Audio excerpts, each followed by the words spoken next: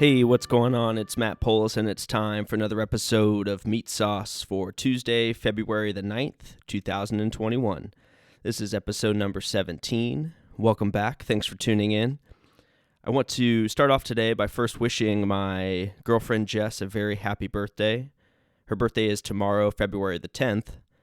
I'm so very proud of how well she's doing in nursing school, especially during this pandemic. She's in her second full semester of the program, and to see the amount that is put on her plate is pretty overwhelming to me, to say the least. But she is handling it so well. She's incredibly intelligent, and I'm just so very, very proud of her, and I'm looking forward to celebrating her tomorrow. So happy birthday to her.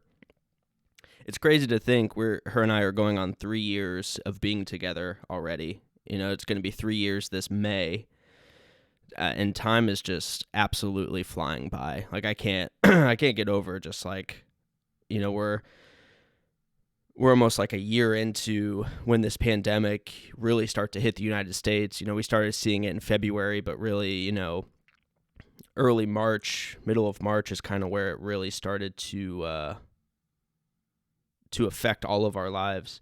I remember my last day of work. It was March the 13th. So it's just hard to believe that we're coming up on a year since that. I feel like, and I don't know how you feel, but I feel like a totally different person than I was a year ago, in a good way. I found new hobbies, new interests, and I just see the world and my life just a little bit different than I did a year ago. It's for me, it's been really hard. Been really hard to have been furloughed for almost a year now. I really never thought it would be that long, and the uncertainty has just put a lot of stress on myself, because it's a lot of the unknown, and I don't think any of us really thought that this was going to last as long as it has, but fortunately for me, my job is still there. It's really just a matter of getting schools back open, which, at the beginning of all this, I was very much on board with. Schools need to be safe, and if they can do it remotely, do it remotely. But at this point, with so many things open, so many things happening, fortunately now teachers are also getting vaccinated, which is good, but I feel like we're getting a year of kids being out of school. I don't know. It's starting to get a little bit much, and I don't know if that's my bias speaking because I work with schools. I'm not in the schools, but I work with them. Really, I for me, and obviously for families and everything, like schools being back open would help a lot, and it's going to allow me to go back to work at some point. I don't know if that's going to be this spring. I don't know if it's going to be pushed back to the start of next school year. I'm not really sure. At this point, it feels like anything is possible.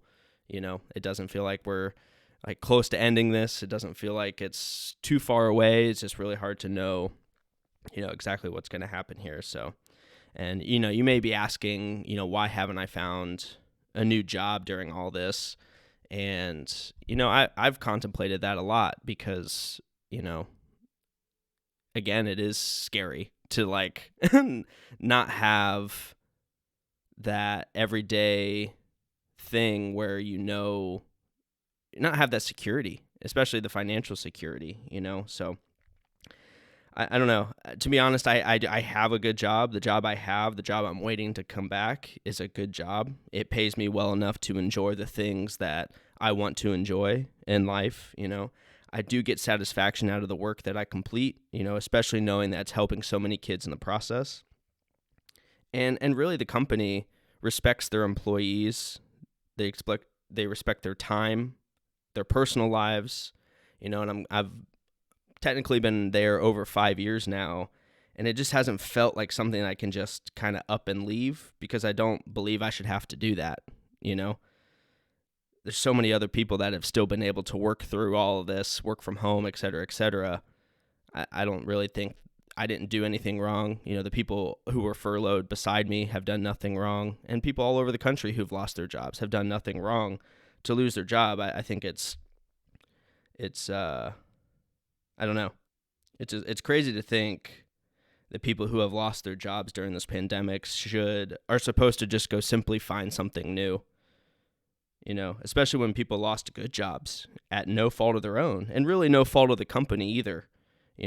For people to think of those people, including myself, are just lazy and just don't want to work and just want to collect unemployment or government checks or whatever.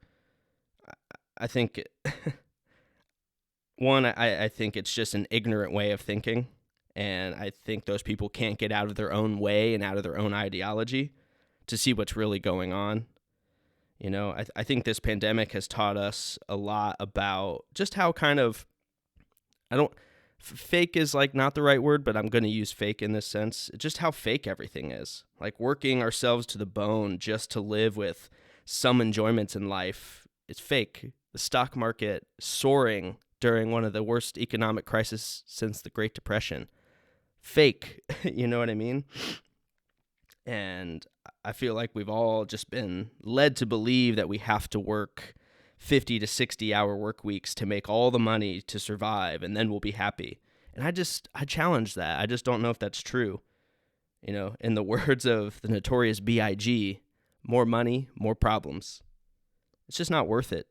The stress isn't worth it. Now, I'm not saying that you shouldn't work hard and you shouldn't work hard to chase your dreams. You shouldn't care to work. Hard work is great. It's rewarding. But I just question, why do we work hard for a quote unquote dream that really ends up just being a job where we have to then work even more? And I guess if somebody is working their dream job, then it doesn't feel like work. And I get that. But that's not the majority of people, And the people who aren't working their dream jobs aren't just lazy and didn't pursue their dreams. Life happens, and you end up in places maybe you didn't really expect. But I question, why we work so hard to end up just working some more, And I guess, and again, if you enjoy the work, then 50, 60 hours a week doesn't seem so bad, maybe. But do people work as hard at their hobbies that they enjoy? Or do they just do their hobbies to pass the time until it's time to go back to work again? Am I making sense? I don't know. I just see other countries who work less hours, days a week than we do, and their quality of life. I mean, there's studies out there. I don't have them off the top of my head, but there's studies out there that show that the quality of life in other countries are much higher than ours. And quality of life doesn't necessarily mean more money. It just means you are happier, plain and simple. And I just think as a country, we've been led to believe that working and making money is the only way to be happy, and yes, obviously money is important to have. It allows us to do the things we love, but why does it come at the price of killing ourselves physically and emotionally just to have some joy in life? Personally, I want to live in a world where people work less and have more time for the things they really care about, and I know there's people out there that feel the same. I want to feel like I want to flip the script on what we're just supposed to do and focus on the things that really matter to us as individuals. It's the same people that say we only have one life, so live it to the fullest, and then they proceed to go sit in a cubicle for 50 hours a week just to get to the weekend again. I question that. Why? There's more out there than just making a bunch of money and buying a bunch of stuff. Do I want money? Of course. Do I want to make more money? Of course. But I think there's a fine line. There's a happy medium of the amount of hours spent to earn that type of money versus the joy you're missing out on life outside of the cubicle.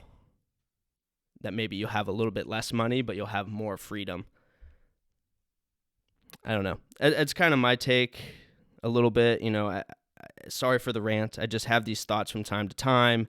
And this is what I'm using this podcast for. So, I'm hoping to connect with people who feel similar or even people who see it differently. I think it's an important topic to talk about. I'm just simply asking the question, why? Why do we live like this? Why do we allow it? We just accept it, and that's that. I just want to challenge the status quo a little bit.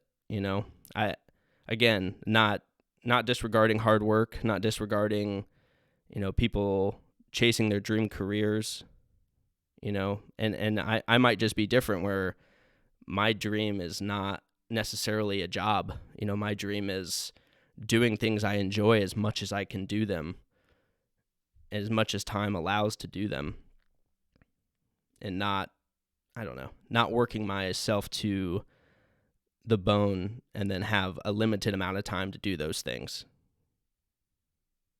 Because more often than not, you work all those hours, then you're too tired to do anything.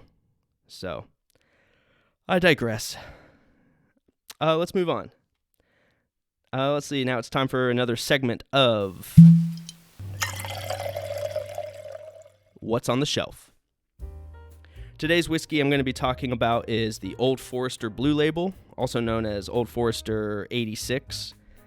Old Forester is a brand of Kentucky straight bourbon whiskey produced by the Brown-Forman Corporation. It is officially the longest-running bourbon on the market today, approximately 149 years or so as of 2020, and it was the first bourbon sold exclusively in sealed bottles. Old Forester's mash bill is made up of 72% corn, 18% rye, and 10% malted barley. The 86 proof bottle is said to be 4 years old, which I learned that any whiskey that is said to be Kentucky straight bourbon, it's at least aged 4 years. Just having the word straight on there means it's at least 4 years old. This bottle retails for about $22, at least up here in Michigan. It is a great daily sipper. It's a great entry-level bourbon. This is a bottle that I will probably buy again and again just because of the value. It's not a very high proof. It's 86 proof. So it allows someone who may be new to drinking bourbon, especially neat, to be able to enjoy the flavors and not get overtaken by the proof. I actually poured a glass of this last night, and it's just a nice, easy sipping bourbon. It has a really nice nose to it. The Old Forester website describes the nosing notes as sharp and sweet with a strong floral character that swirls with hints of mint, rich tobacco leaf, and vanilla. To me, honestly, and it took me a little bit, but it immediately smells like banana runts. Like if you ever had a banana runt, it smells so much like that. It's crazy. And like I said, it took me a while to get that aroma, but once I did, it's like I can't stop smelling that specific profile. And in a lot of videos I've watched, those guys have said the same thing, that it's like super banana heavy.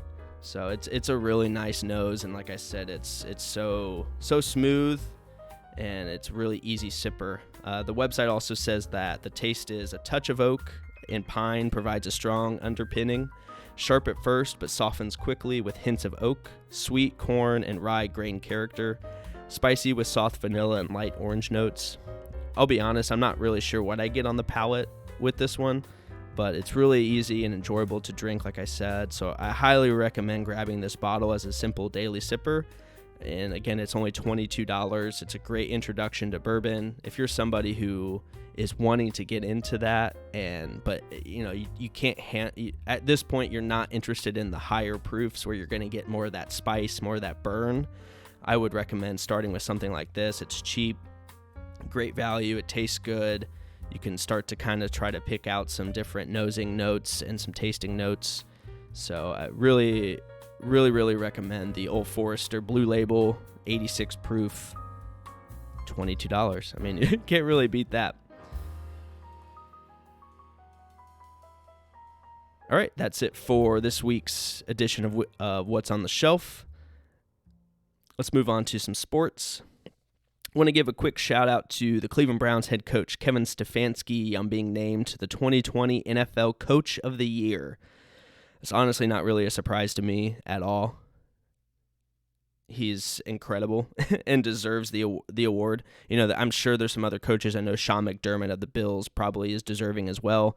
But the Bills have been in the playoffs the last couple years. So to me, Stefanski took this Browns team that had so much talent, really just made it a culture change, and here we are. So I think he is the utmost deserving coach to get that award.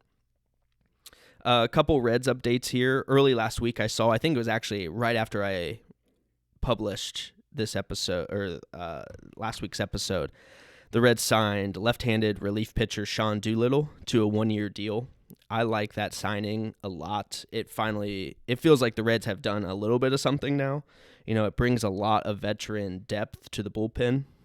For those that don't know, Doolittle was with the Nationals when they won the World Series a couple years ago. I think he was either their setup man in the 8th inning or he was their closer. I can't really remember. But from what I can tell, he's a great clubhouse guy and a solid lefty to throw out there in the 8th or 9th inning. You combine him with Amir Garrett and Lucas Sims, and that starts to become pretty exciting at the back end of the bullpen there.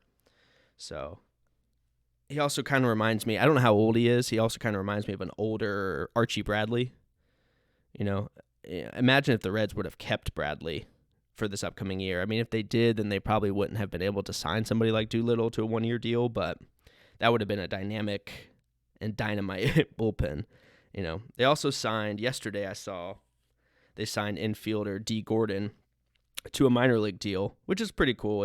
I'm interested to see what happens with him.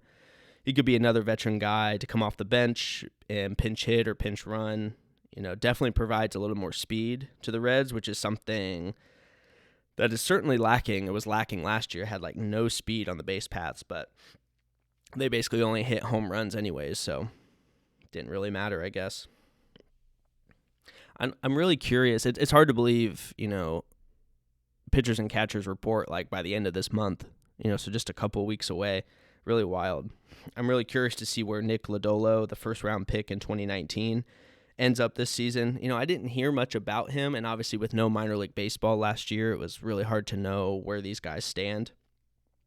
But I'd have to think he'll start moving up the ranks and get closer to the majors this year. The Reds drafted him out of college, so it's not like he's a high school guy who needs a lot of years. He's got college years under his belt. I would imagine he's closer than others would be to getting up to the majors. And then you also have Hunter Green. I know he's coming off of Tommy John surgery, but he could be a key piece to the major league roster. I'm not sure really too many people are expecting at this moment. I see videos all the time of him throwing, working out, all of that. So it seems like he's getting back to form, and he could be a monster for sure. He kind of reminds me of a mixture of Raisel Iglesias and Aroldis Chapman, just as far as height and how hard he can throw and his breaking stuff and all of that. So I'm excited to see. And he seems like he has a really good head on his shoulders too. So I'm excited to see where he goes this season. If he could be in the major league roster, that would be awesome to see him come up. It's about time we start seeing some of these draft picks start to make some leaps towards the majors. It feels like we haven't seen, other than Jose Garcia from last year, and he wasn't really ready. We haven't really seen too many of our draft picks other than Nick Senzel, and he can't stay healthy. So hopefully we start to see some of that start to pay off here for the Reds. And as far as I know, Major League Baseball is still expected to start on time this spring. I know MLB had tried to get the season pushed back a month. I know the commissioner wanted to do that. They offered the Players Association 54 games at 100% of the salary for those 54 games. I just don't really understand why we're trying to push it back. All the other leagues, NHL, NFL, NBA, they've all been able to work through this COVID, and they've figured it out. I just don't think baseball really has an excuse to not start on time. They went through the COVID season through 60 games or whatever, and I just think it's crazy. You've had since basically the end of October to prepare and get everything ready to start, and I think they don't really have an excuse, and I think there should even be fans in the stands, again, because there's no reason why they can't do that. You saw the NFL do it pretty seamlessly, and it's not like baseball gets 60,000 fans like NFL games do, so I think the Red Stadium holds like 40,000 maybe. So it's like, and they might average 20 to 25,000 a night. So like cut that even in half and just have 10,000 there. I mean, that's what we were used to back in like the 2016, 2017 days. So I don't think there's any excuse that MLB should not have fans and they should not start on time. That's inexcusable to me when you had, again, since October on how to prepare for this. But who am I? I'm just a guy talking into a microphone. All right, moving on to Super Bowl 55 recap. I mean, did anyone expect the game to go like that? I don't even think the Buccaneers fans expected it to be that easy for their team. They played so well. I mentioned it here for the past few weeks that the Bucs defense is so underrated, and they've been playing aggressively and fast. And, I mean, they played with like basically 2 linemen and then 4 linebackers. And those 4 linebackers are fast and big. I mean, I feel like that was something that the Chiefs really hadn't seen other than when they played them earlier in the season. And they did to the Chiefs offense what I mentioned last week. You have to shut down Travis Kelce and Tyreek Hill and put pressure on Mahomes. And they did that all night long. I saw a stat that said Mahomes ran a total of 497 yards before his passes or when he was sacked. So all of his scrambling that he did, some of the plays where he ran backwards like 25 yards, he ran for a total of 497 yards. That's so much running to not get anywhere. But the Chiefs offense just could not get anything going. And I credit Todd Bowles, the defensive coordinator of the Bucs, on having a great game plan and calling a great game. I mean, no one has seen a team do that to the Chiefs offense in the last 2 years. So it was pretty remarkable to see how just good they were playing and how easy they were making it look. I mean, they had the Chiefs just completely caught off guard, and I'd imagine if head coaching searching, is that even a proper sentence? I'd have to imagine if like the head coach searches that happened before the Super Bowl, if that was not able to be done by NFL teams until after the Super Bowl, you would have to think like, what would Todd Bowles like? I feel like his phone would be ringing off the hook this week about inquiries about being a head coach because we all watched that in kind of amazement. But and the Chiefs defense played really sloppy. I'd also mentioned here the last few weeks that their defense had been playing at a really high level, playing aggressive.